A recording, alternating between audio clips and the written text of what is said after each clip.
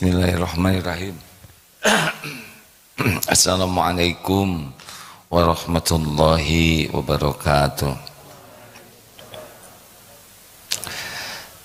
Alhamdulillahi rabbil alamin. Alhamdulillahilladzi khalaqal mauta wal hayata liyabluwakum ayyukum ahsanu amala wa huwal azizul ghafur. Allahumma salli ala sayyidina Muhammadin wa ala alihi wa ashabihi ajma'in. Alhamdulillah hadirin.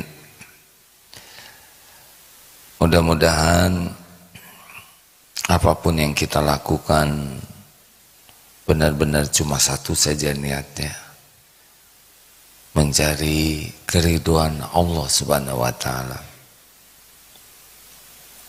Boleh di pinggir aja kursinya kalau diperlukan.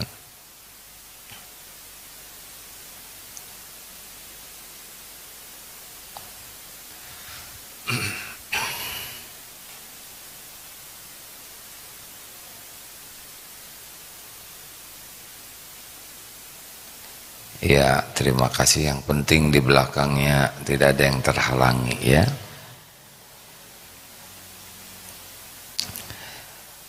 Jadi kalau kita memang sibuk ingin diterima Allah, ya Allah akan menguji keikhlasan kita.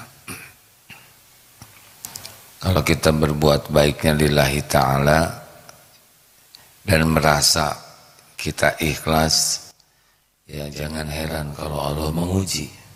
Misal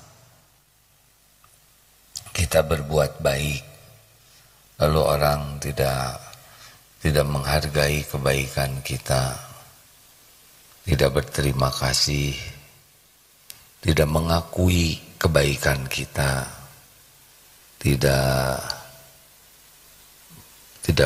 membalas budi. Nah itu ujian ya. Kalau orang sibuk dengan penilaian makhluk akan kecewa.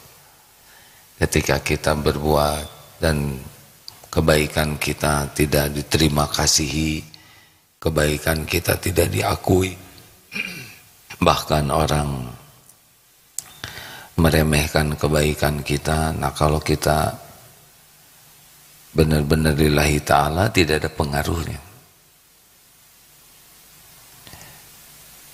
Allah tahu persis apa yang kita lakukan setiap saat. Wa huwa ma'akum aynama kuntum wallahu bima ta'maluna basir. Dan dia Allah bersamamu dimanapun kau berada, dan Allah maha melihat apapun yang kau kerjakan. Allah wallahu khabirum bima ta'malun.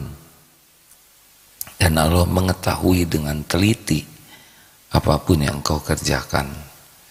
Jadi kita harus belajar puas dengan Allah yang maha melihat, Allah yang maha dekat, Allah yang maha menatap, maha mendengar. Dan kita harus memperbanyak bisik-bisik dengan Allah, karena Allah maha mendengar.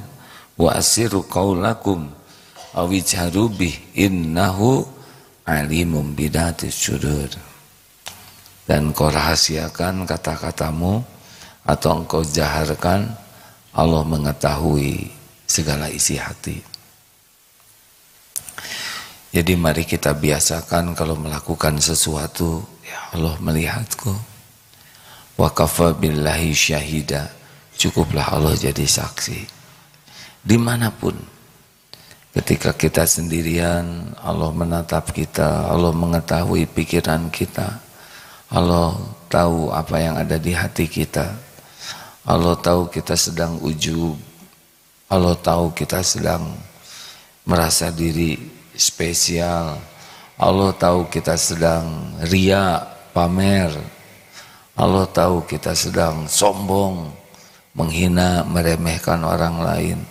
Allah tahu kita sedang dengki, tidak suka kepada karunia yang Allah berikan kepada orang lain.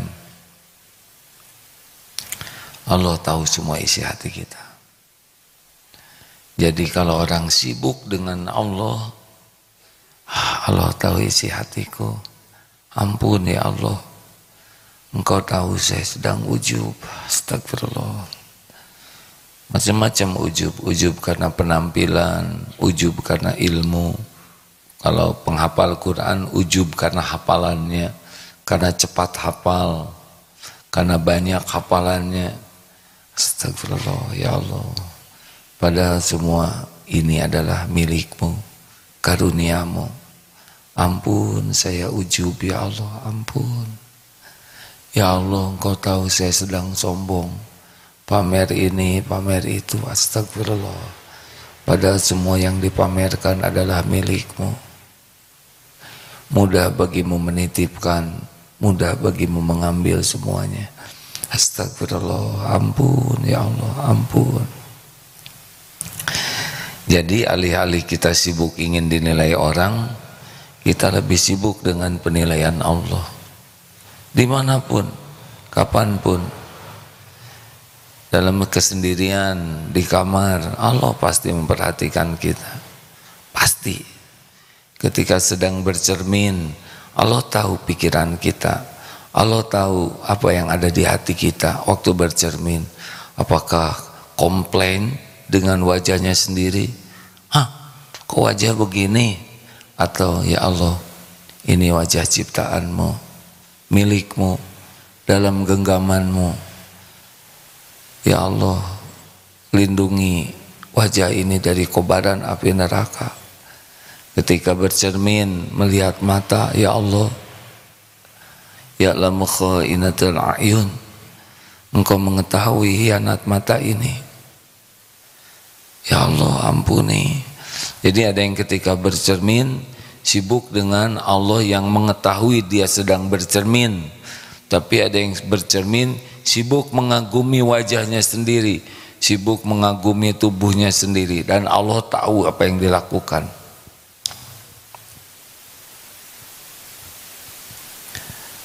Harusnya kita yakin Allah ya sedang melihat kita bercermin. Allah mengetahui apa yang kita lakukan. Allah tahu isi hati kita.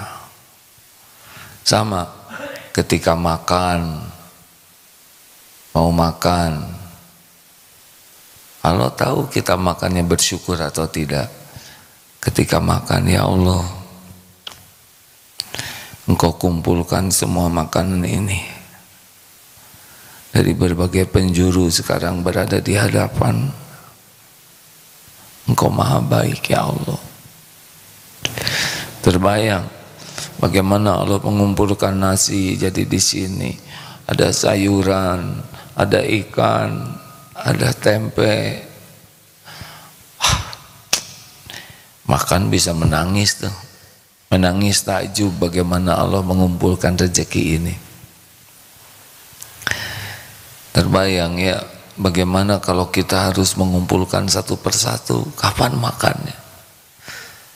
Tapi Allah kumpulkan dan bertahun-tahun hidup. Jadi mata ke makanan, hati ke Allah.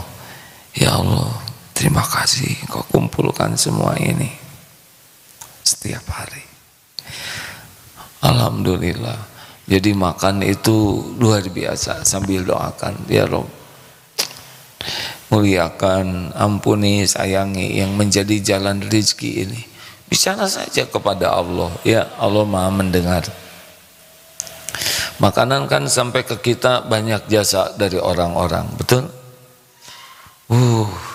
Yang menanam padi, yang mengetam, yang menumbuknya, yang mengangkutnya, yang waduh, sampai yang memasak, sampai ke piring ini perjalanan panjang nasi itu, kan? Ya Allah, ampuni dan sayangi siapapun yang menjadi jalan rezeki ini sampai. Allah mengetahui ya. Allah mengetahui kita menatap makanan, hati kita ingat kepada Allah, hati kita bersyukur, lisan kita mendoakan. Masya Allah, ini akan ditambah nanti nikmatnya. Beda makanan dengan syukur dan tanpa syukur. Kalau orang tanpa syukur mencela, Makanannya ini lagi, bosen. Itu didengar oleh Allah perkataan itu. Masa dengan ayam lagi, dengan gepuk lagi, steak lagi.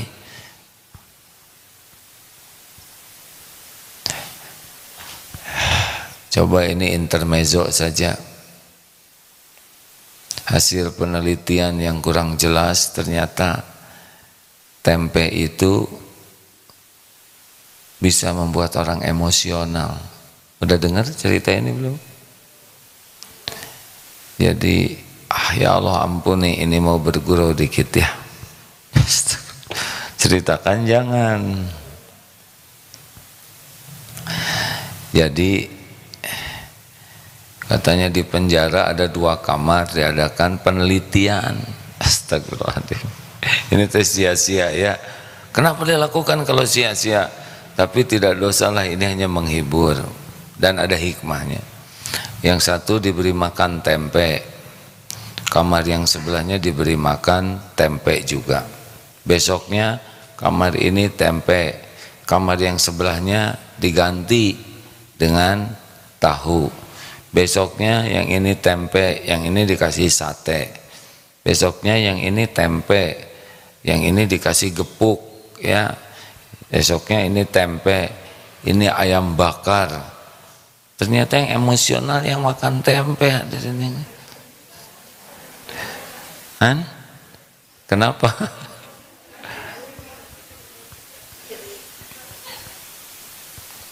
Apa hikmahnya? Hikmahnya kalau kurang syukur menjadi emosional itu terima saja ya. Dikasih rezeki apa? Alhamdulillah. Kalau kita syukur, la in syakartum la azidannakum. Nanti Allah tambah nikmat. Nah, begitulah hadirin, di mana saja sedang berjalan, wahai Allah, Engkau menatap hamba. Engkau tahu apa yang sedang dilakukan, sedang belanja. Ya Allah, saya mengantarkan rezeki hamba-Mu, berikan dengan cara yang terbaik ya. Ketika ditakdirkan melihat orang yang pemulung, ya Allah, dia adalah hamba-Mu, dia juga pasti ingin dapat rezeki yang cukup. Kalau bisa kita kasih, kalau tidak bisa, ya Rob, berikan jalan rezeki yang lebih berkah, berikan hidayah taufikmu agar bisa ibadah. Tidak ada ruginya kita mendoakan pemulung, benar? Nah, kalau boleh memilih, beliau tidak mau jadi pemulung, maunya mungkin seperti jamaah saja, tercukupi, bisa ibadah enak. Kenapa kita harus menghina? Tiba-tiba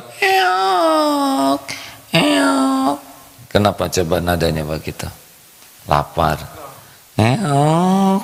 Saya juga kurang tahu kucing lapar seperti apa ya. Tapi lihat kurus, kunyinyin kalau dalam bahasa Sunda tuh ya, udah kurus, bulu-bulunya jarang keramas lah begitu ya, agak kurang rapi. Mata ke kucing, hati ke apa Bu? Sapu. Bukan, hati ke Allah ya. Ya Allah, ini kucing ciptaanmu, milikmu. Dia tidak pesan jadi kucing, sebagaimana kita tidak pesan jadi orang. Kucing sama kita sama loh, sama-sama makhluk ciptaan Allah, sama-sama tidak pesan. Yang agak bedanya apa? Kucing selalu bertasbih kepada Allah, kalau kita kurang ya. Karena kucing memang diciptakan bertasbih. Langsung cari makanan, ya Allah, Engkau takdirkan saya melihat kucing lapar. Apa yang bisa kita lakukan? Karena tidak kebetulan kita ketemu kucing lapar, benar? Ikhtiarlah. Irhamu man fil ard, yarhamkum man fis sama. Sayangi yang di bumi, yang di langit menyayangimu. Wah, isi makan, gak ada ruginya. Tapi ini roti punya saya, ya bagi 2 dengan kucing. Keenakan dong. Kucing kan gak tahu roti, kucing tahu lapar. kasih. Kalau memang ada kucing suka roti nggak sih? Ada? Ah ya sudahlah. Kasih makannya yang bagus, jangan tas ya kucing. Ah jangan begitu. Kenapa? Kalau kita bisa sopan harus tidak sopan, betul? Ah dinikmati hidup tuh. Sambil jalan begini lihat ada yang mau nyebrang. Susah ibu-ibu mau nyebrang atau pakai tongkat. Allah takdirkan ketemu dengan orang yang sulit atau tunanetra mau nyebrang. Kenapa kita tidak manfaatkan takdir ini? Ya Allah, Engkau takdirkan saya lihat tunanetra yang mau nyebrang. Udah, kita bantu. Kalau misalkan lawan jenis, beda jenis, ya sudah kita stopkan. Gak usah ragu-ragu. Setiap waktu tidak ada kejadian yang kebetulan dan tidak sengaja. Yakinlah pasti ada ladang amal di sana, ada ladang ilmu, ada ladang pahala, ada ladang tafakur. Sedang jalan, minggir dong jalannya, jangan di tengah ini jalan raya loh, kamu ketubruk apa? Jangan gitu ya. Oh ya maaf, tinggal ke pinggir ya. Jangan sampai, lu jangan sembarang ngomong lu. Kata siapa sembarang ngomong? Ini ngomong beneran. Monyet, apa? Monyet, kurang ajar. Capek kan? Dia nyebut monyet ke kita, tinggal jawab apa? Beruk? Jangan begitu, sama dong. Hei monyet, lu beruk. Monyet, bukan, maaf. Udah digampangin aja. Qalu salaman. Berarti ketika kita ketemu dengan orang yang kata-katanya tidak baik, itu Allah memberikan kesempatan kepada kita mengamalkan ibadur rahman, yaitu salah satu sifat hamba Allah yang maha penyayang, yaitu kalau ada orang jahil berkata kurang baik, qalu salaman. Kita udahnya beres-beres di kantor, ini kamu yang beres-beres? Iya pak. Yang bener dong, ini nggak bersih.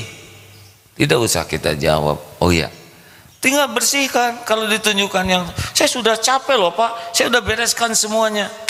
Sudahlah. Karena ada yang memang diuji, yang apa-apa, tinggal perbaiki saja, tidak usah ribet, betul?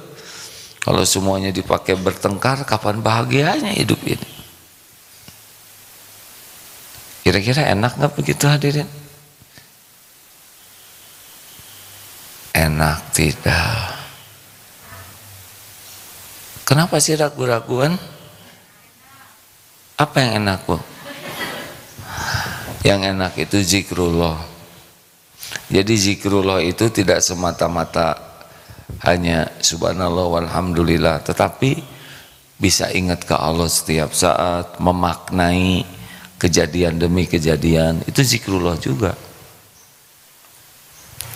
Seperti terpeleset di tangga, aduh astagfirullah, innalillahi wa inna ilaihi rajiun, langsung ingat ke Allah, qadarullah wa ma syaa fa'al. Aduh ya Allah, saya jatuh, astagfirullah. Kenapa tangga segede gini saya nggak lihat, atau tiang ini ya, ibu sedang jalan, kena tiang. Ya Allah, ini tiang segede gini, kenapa nggak kelihatan? Oh astagfirullah, lihat apa aja tadi? Mata ini maksiat apa? Jangan-jangan kita meremehkan seseorang karena kita lihat, jelek banget orang itu. Padahal yang disebut jelek kan pasti ciptaan Allah, benar? Astagfirullah.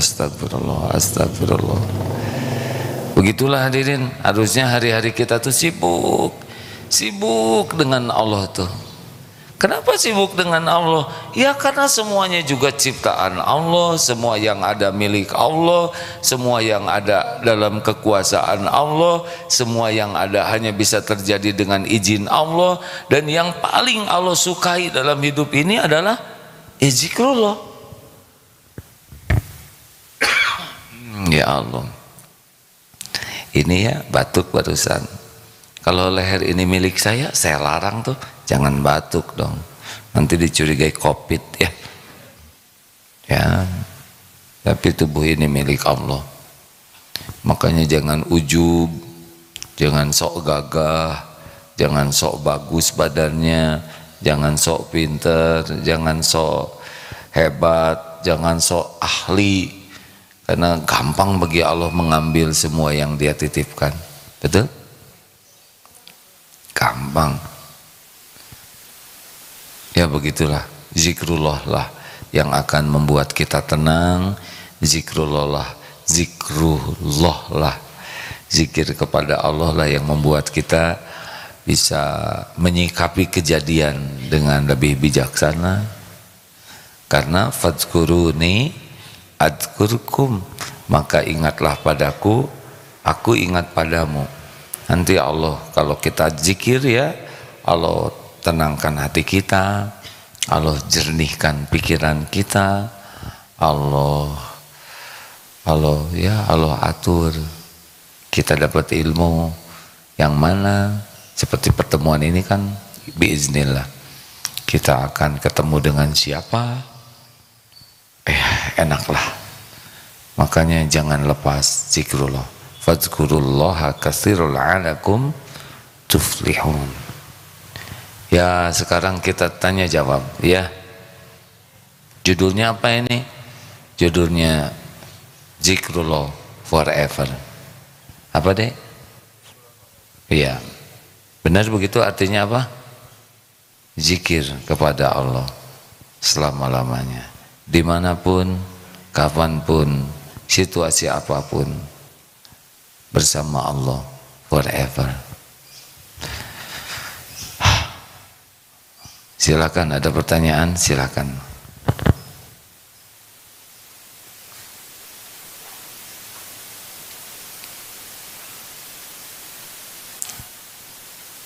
Ini jernih begini.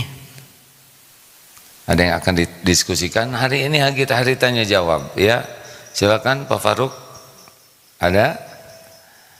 Di Zoom boleh. Bagaimana kita zikir kepada Allah setiap saat dimanapun. Dalilnya apa? Surat Ali Imran 191. Bagaimana? 191. Izin di media belum ada. Jadi pertanyaannya belum ada. Adakan. Jawabannya adakan. Adakan ya. Inna fi khalqis samawati wal ard wa ikhtilafil laili wan nahar wa ikhtilafil laili wan nahari la ayatin li ulil albab alladzina yadhkuruna Allah. Ini yaitu orang-orang yang ingat kepada Allah. Alladzina yadhkuruna Allah qiyaman wa qu'udan wa 'ala junubihim wa yatafakkaruna fi khalqis samawati wal ard rabbana ma khalaqta hadza batila subhanaka faqina azaban nar. Surat Ali Imran ayat D 191 ya.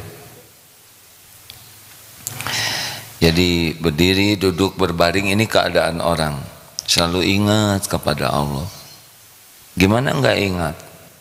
Semuanya adalah ciptaan Allah. Semua yang kita lihat adalah ciptaan Allah. Semua yang kita lihat adalah milik Allah.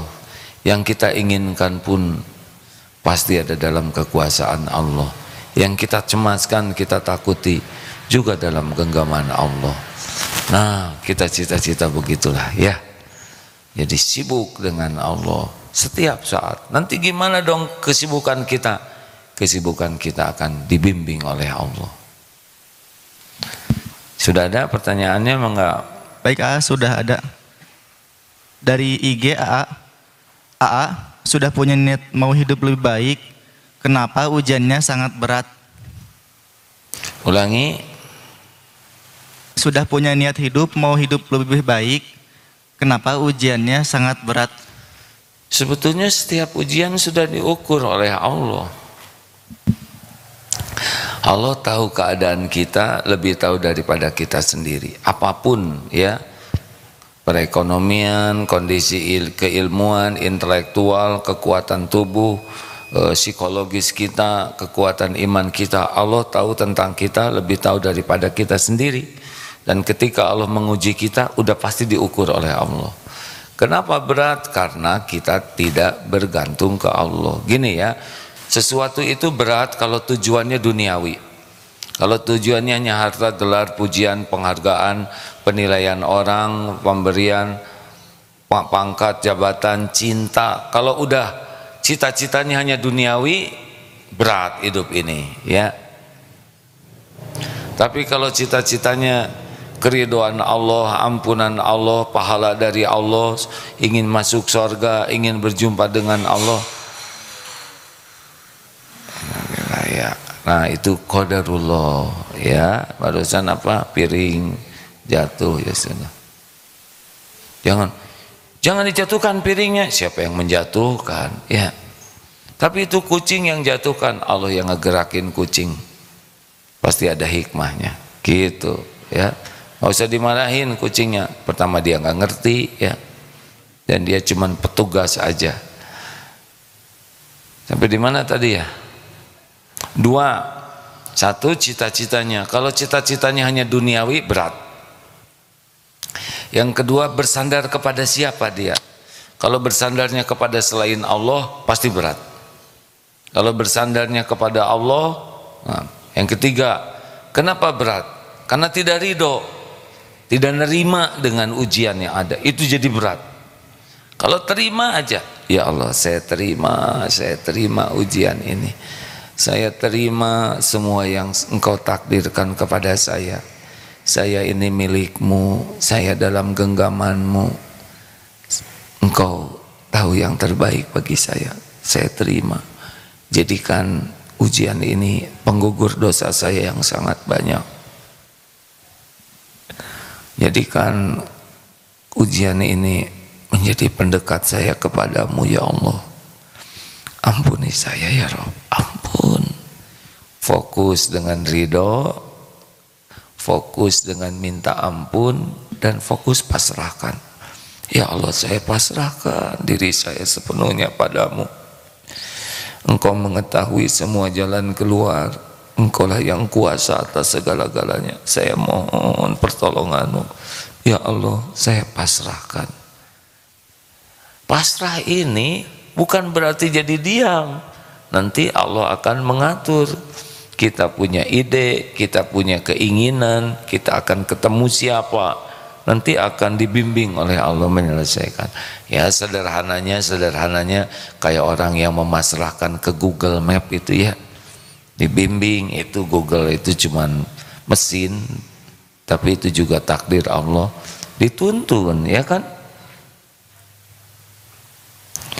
Cobalah terima takdir yang ada, jadikan episode ini disadari sebagai takdir terbaik, penggugur dosa, pengangkat derajat, pendekat kepada Allah ya.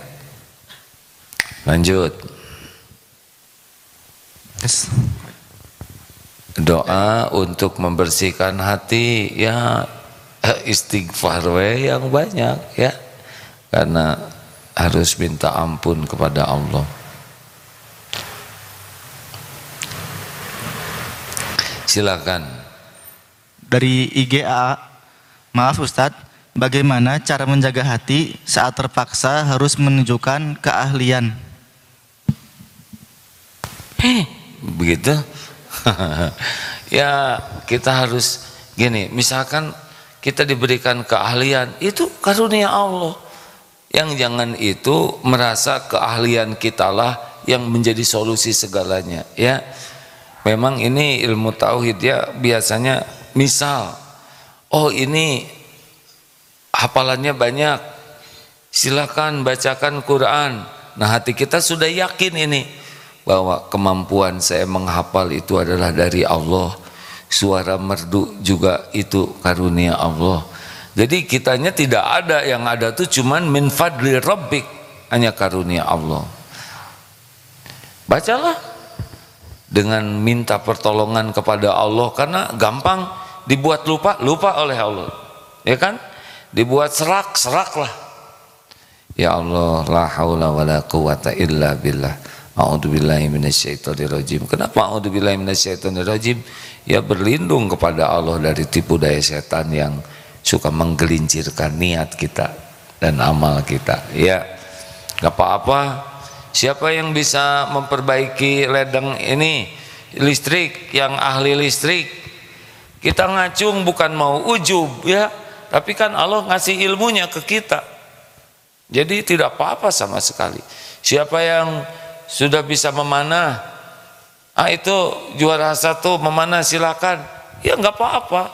Kita yakin bahwa kita mampu memanah itu min fadli rabbik.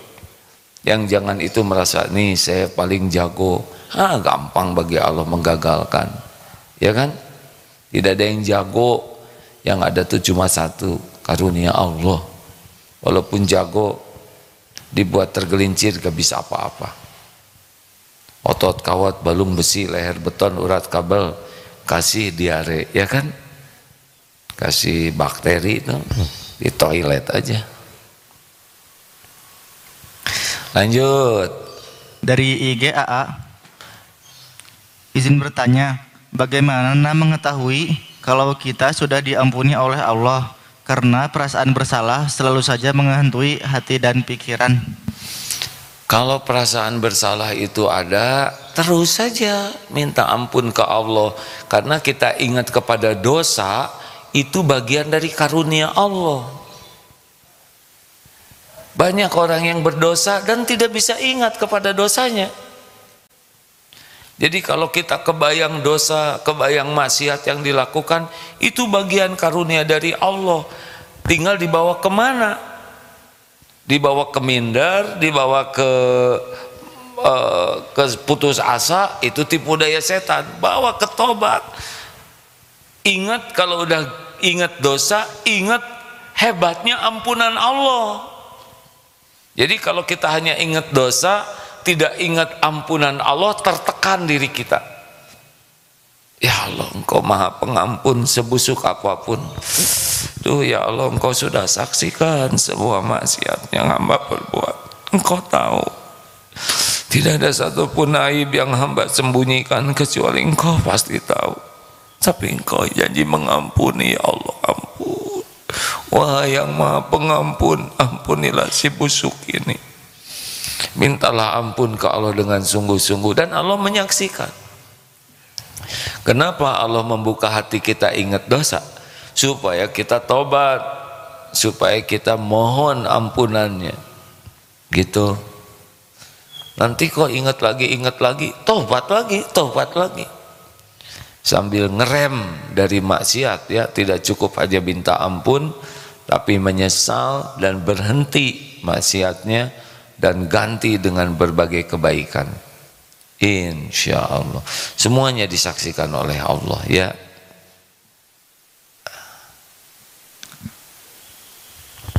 Lanjut. Dari IG AA. Dari IG AA gimana? Ini ada yang nanya, ini rekaman bukan asli, ini enggak rekaman asli, ya. Emang saya seperti rekaman? Hah? Ini enggak rekaman. Nanti pas rekaman ini ditayangkan omongannya sama, ya. Silakan. Assalamualaikum AA, izin mau tanya, saya masih suka maksiat, cuma masih suka ibadah, minta dibantu masukannya AA. Ya berhenti weh, maksiat sederhana. Emang teori sederhana, ya. Ini mah kayaknya nyindir saya ini, ya. Maksiatnya skalanya berbeda-beda. Ada yang wah dosa besar, dosa sedang, dosa kecil, dosa halus, dosa sangat halus. Bagi orang yang banyak tobat, Misalkan orang ini tobat dari dosa besar, waduh ampun ya Allah saya sudah melakukan. Nanti oleh Allah ditolong dia untuk mengetahui dosa-dosa sedang dia. Aduh astagfirullah ya Allah saya nggak bisa jaga pandangan. Nanti terus astagfirullah ya Allah ampun saya sudah tobat tapi tobat saya kurang serius. Nanti terus aduh ya Allah tadi engkau datangkan orang yang minta tolong tapi saya enggak ngasih padahal saya sudah punya uangnya. Astagfirullah, kehilangan beramal juga istighfar nanti. Tadi ada yang ngasih tahu kok saya tidak berterima kasih. Astagfirullah ya Allah. Terus saja istighfar begitu. Cobalah. Biasanya kan orang berbuat maksiat itu sederhananya adalah karena kurang zikrullah. Kalau terus-terusan zikrullah, Allah nanti akan menolong kita untuk mencegah kita dari perbuatan maksiat. Ada yang mengatakan, maksiat dalam keadaan zikrullah, mana yang boleh nggak maksiat dalam keadaan zikrullah dan maksiat tidak zikrullah? Begini hadirin, kalau kita disibukkan oleh kebaikan, kita tidak akan sibuk dalam kemaksiatan dan kesia-siaan. Jadi kenapa orang berbuat maksiat pasti tidak sedang sibuk, dan kesibukan terbaik kita adalah zikrullah ta'ala. Terus saja subhanallah walhamdulillah wala ilaha illallah. Kalaupun mau salawat Allahumma sholli ala Muhammadin wa ala alihi wa ashabihi ajma'in. Astagfirullahaladzim, astagfirullah. Atau murojaah Allahu la ilaha illa huwal hayyul qayyum. Banyak zikir. Atau doa ya Allah ya hayyu ya qayyum birahmatika astaghits. Atau bisik-bisik, wahai yang maha menatap, Engkau tahu apapun yang hamba lakukan. Wahai yang maha dekat, Engkau maha mendengar apapun yang hamba ucapkan. Ya Allah, Engkau tahu keinginan hamba, hanya Engkau yang kuasa segala-galanya. Ya Allah, hati saya sedang sedih, Engkau lah yang membulak-balik hati. Kuatkan hati ini ya Rabb. Bisik saja ke Allah, ya Allah pasti mendengar. Boleh enggak pakai bahasa Indonesia? Lah bahasa Indonesia ciptaan siapa? Ciptaan siapa coba? Adakah di dunia ini bahasa yang tidak diciptakan oleh Allah? Semuanya. Kita orang Indonesia, sekarang kita orang Indonesia pakai bahasa Cina yang tidak kita mengerti, cincau enak, cincau misalkan. Enggak apa-apa kalau kita belum paham doa-doa yang bahasa Al-Quran, bahasa Rasulullah yang dicontohkan Rasul, kita masih bisa tetap memohon dalam bahasa kita. Mintalah tolong kepada Allah dalam segala keadaan. Itu pun zikrullah. Ya, termasuk mau maksiat. Ya Allah, saya mau maksiat. Tolong ya Rabb. Pasti ditolong. Ya, apakah HP-nya kecemplung dan sebagainya. Ada enggak cara yang lainnya? Tinggal dibalikan aja hatinya oleh Allah, atau didatangkan orang yang membuat kita tercegah dari kemaksiatan. Pokoknya karunia Allah lah kalau kita dipersulit maksiat, dipermudah taat. Lanjut. Ini enggak ada yang nanya nih di sini? Ada, boleh? Ibu mau nanya? Sudah dipikirkan? Sebentar Bu, mikrofonnya didekatkan ke Ibu ya.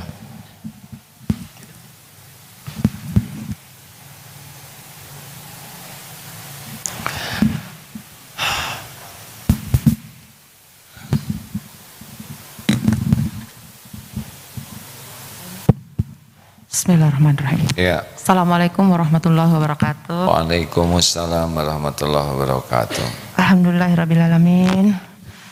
Bersyukur selalu selama di sini bisa terus mendengarkan tausiahnya tentang membersihkan hati dan zikrullah dan lain-lain sebagainya. Ada dua pertanyaannya, boleh ya?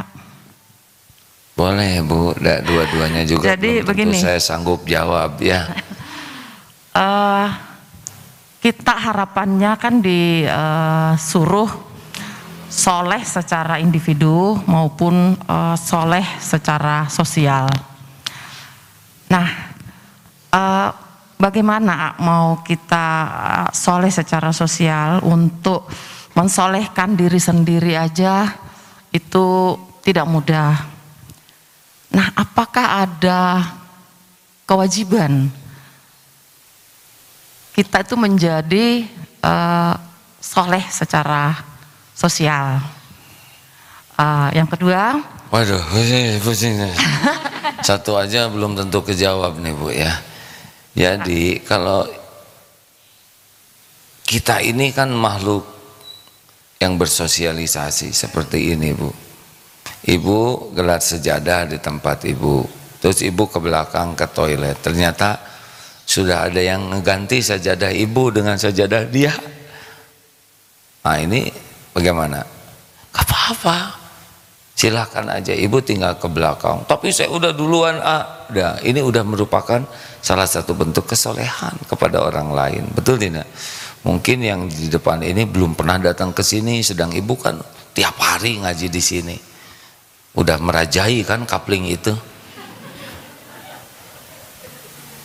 Sekarang ada orang ya, Ibu punya makanan, kemudian ada teman yang ngeliatin terus makanan Ibu ya, karena Ibu kebetulan makanannya ceker ya, sedang dia tuh favoritnya ceker. Ayo silakan, itu udah soleh sosial juga. Atau ini sesama masa keemasan, kan mungkin kan beda ya, kalau usia tuh bisa tercium loh usia tuh ya.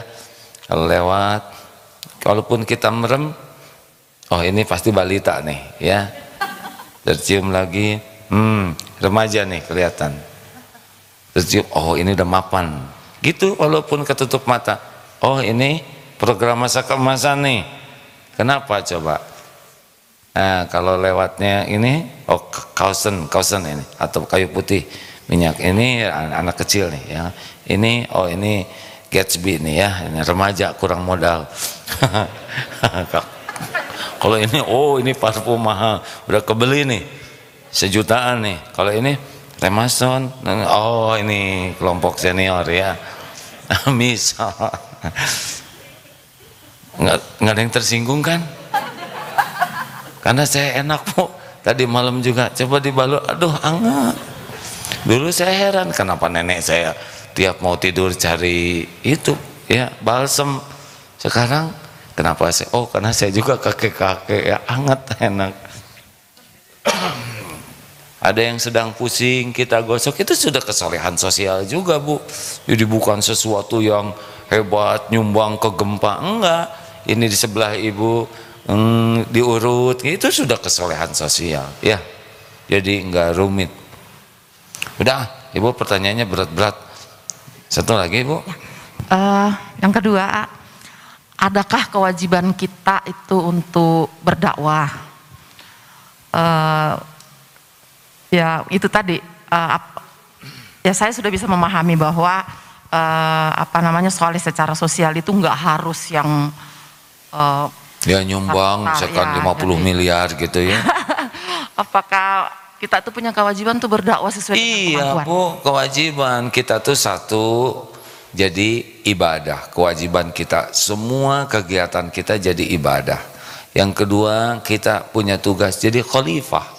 Jadi kita harus berkarya di dunia ini ya. Dan yang ketiga, jadi dakwah. Dakwah itu bukan ceramah begini, ini salah satu ya. Ibu jadi contoh, ibu-ibu yang baik aja udah dakwah ya kan. Kekuatan dakwah terbesar itu adalah uswatun hasanah.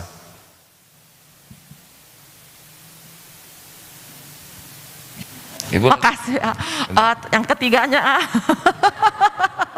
ini bukan pertanyaan, ya. Hanya ini kan program masa kemasan ini sebentar lagi berakhir. Insya Allah ya, rencananya 22 akan di wisuda. Nah, dalam kesempatan ini saya mohon maaf sekali ya, saya harus pulang lebih dulu ke Samarinda karena izinnya hanya sampai tanggal 17. Jadi Ibu teh kenapa ikut program ini? gimana? Kenapa ikut program ini? Kenapa ikut program ini? Ya karena Ibu tahu dari mana program ini? Oh, saya setiap pagi ikut Zoom-nya AA.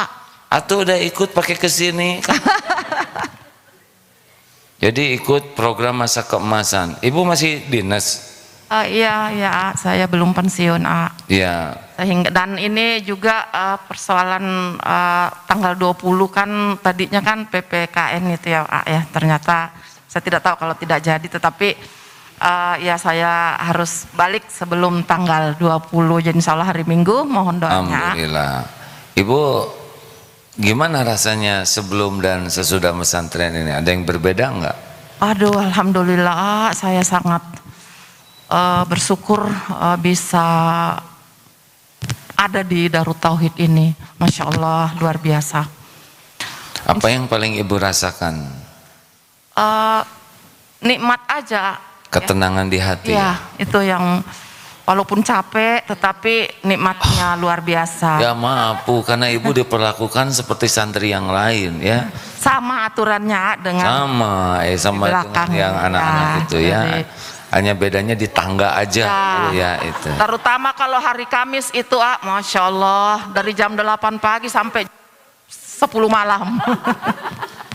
Capek, kalau bahagia kan enak ya Bu ya. Bahagia, sangat bahagia, Masya Allah. Ibu dibangunkan jam berapa oleh timnya? Bangun sendiri ya. Oh ya, memang kagok ngebangunin orang tua ya. Mau disiram juga. Apa itu? Jadi tadi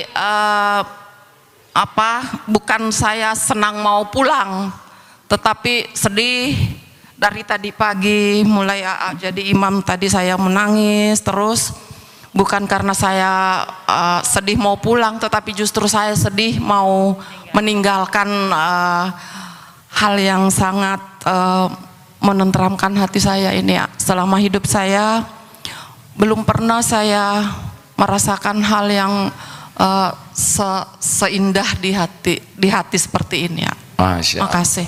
Alhamdulillah. Allah lah yang membulak-balik hati ya. Mahal ya Bu, tenang tuh Bu. Mahal tidak tenang? Mahal sekali ya. Kenapa tuh bayarannya sedikit? Karena dimintanya cuma seperti itu Ya udah, sedekah yang banyak lah. Iya, insya Allah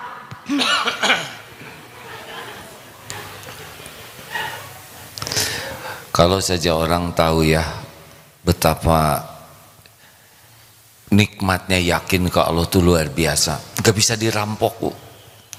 Banyak orang ingin beli ini, beli itu, punya ini, punya itu, nggak bisa memberikan ketenangan. Ketenangan tuh cuma satu jalannya. Ala bidzikrillah tatmainnul qulub. Camkan, hanya dengan ingat ke Allah hatimu akan tentram. Nah, ingatnya ini makin tinggi keyakinannya, udah makin enak. Makanya kata Ibnu Mas'ud radhiyallahu anhu, kebahagiaan itu ada pada keyakinan dan keridhaan terhadap Allah, dan kegelisahan itu pada keraguan dan ketidakridhaan. Ya, selamat mensyukuri ke Allah Bu ya.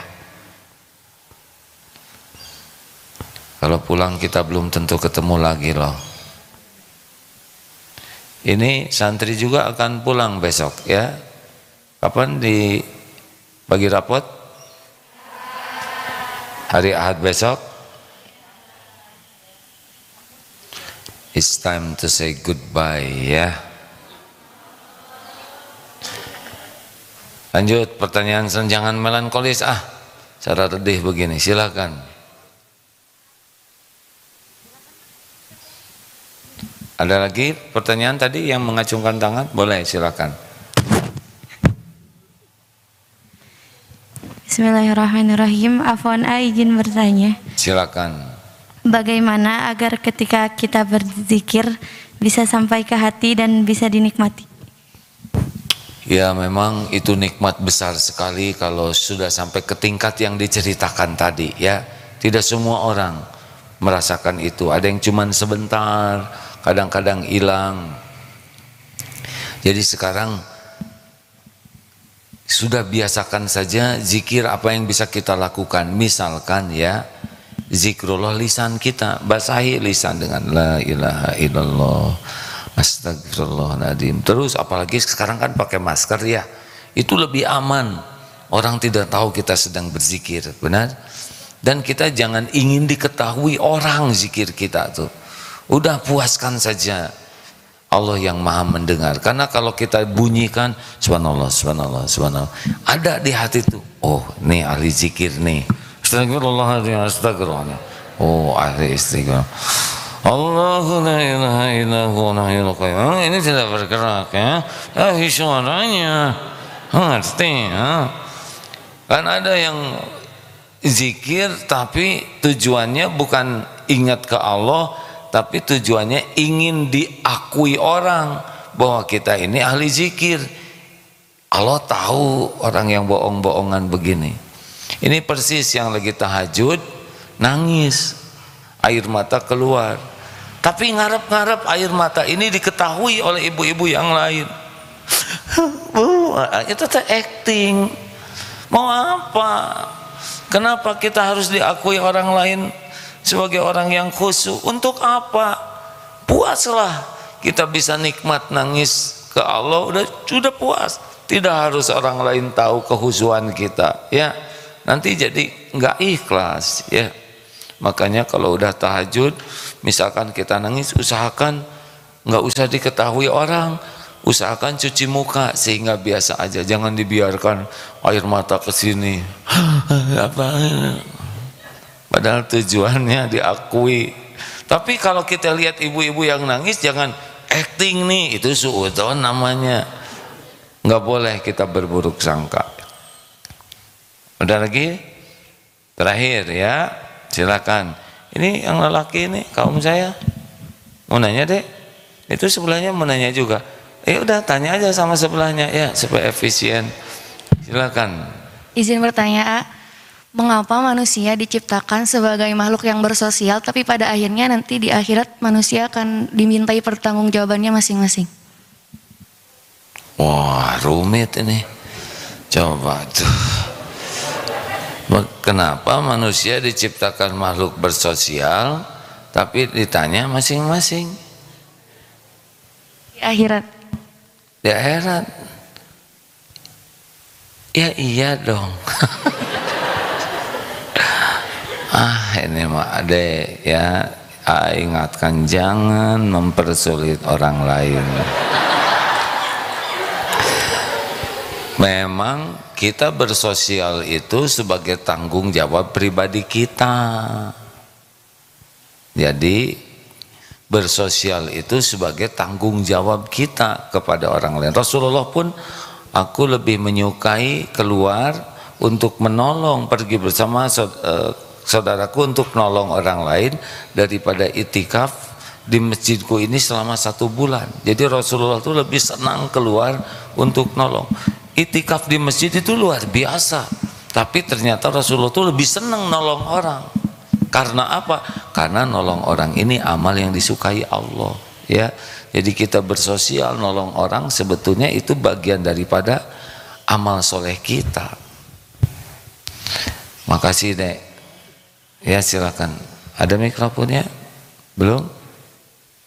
Ya berarti belum waktunya bicara ya. Berikan, boleh ada yang bantu? Maaf.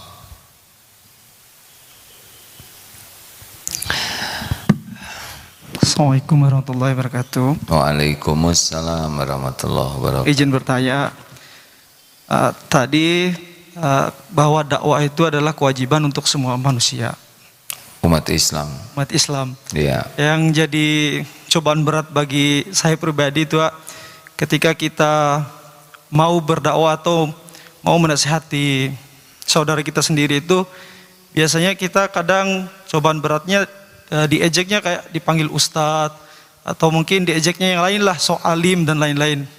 Nah itu adakah doanya untuk menguatkan hati kita dari hal-hal tersebut tak? Kalau disebut ustadz tinggal amin beres ya. Ustadz Amin. Ya. Kamu so alim. Mudah-mudahan bisa jadi baik gitu ya. Coba apa kata orang yang bikin berat? Pak Haji, amin. Apa lagi? Mana beratnya di mana? Kadang jadi bahan olok-olokan juga sih ya kalau lagi ini. Emang sunatullahnya begitu. Siapapun yang ngajak kebaikan pasti ada lawannya ya. Kita bersyukur dong. Kita bisa ngajak kebaikan, orang baru bisa ngolok-ngolok ya. Kasihan juga teman-teman kita. Mereka ngolok-ngolokan jadi dosa, betul tidak? Kita harus bantu supaya mereka tidak suka ngolok-ngolok. Nabi Muhammad SAW ketika mulai dakwah sama, diolok-olok, dimusuhi, wah betul tidak? Kita nggak ada apa-apanya ini dakwahnya. Udah ngolok-ngolok juga ngejajanin, betul tidak? Tapi itu Cok apalagi pakai tapi gimana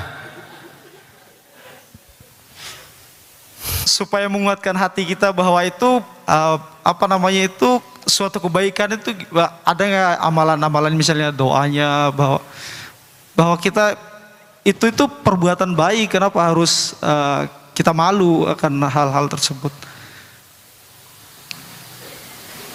Allahumma inni as'aluka imanan kamilan, minta saja keyakinan, keimanan yang sempurna, wa yaqinan shadiqan, minta keyakinan yang benar, wa qalban khasyian, hati yang khusyuk ke Allah, wa lisanan dzakiran, lisan yang selalu berzikir.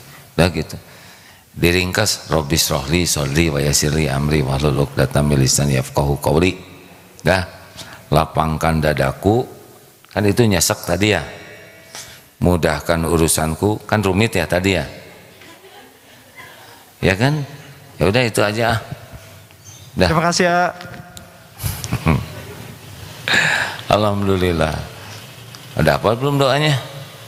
Dek, coba Rabbi shrahli sadri wa yassirli amri wahlul Rabbi shrahli sadri, lapangkan hatiku. Adek kan nyesek ya hatinya, nyesek kan? Betul lah. Nah ini kena, aduh untung inget nih. Rumit kan waktu dakwah? Betul. Wa yassirli amri, oke? Ingin dipahami kan? Kan jadi susah ngomongnya kan? Wahlul 'uqdatam min lisani yafqahu qawli, hilangkan nih keluh di lidah ini supaya perkataannya dipahami. Ya, top itu doa Nabi Musa ya. Terima kasih banyak. Assalamualaikum warahmatullahi wabarakatuh. Assalamualaikum warahmatullahi wabarakatuh. Padahal beliau udah hafal doanya. Udah hafal kan? Ya. Belum? Sudah. Ya sudah.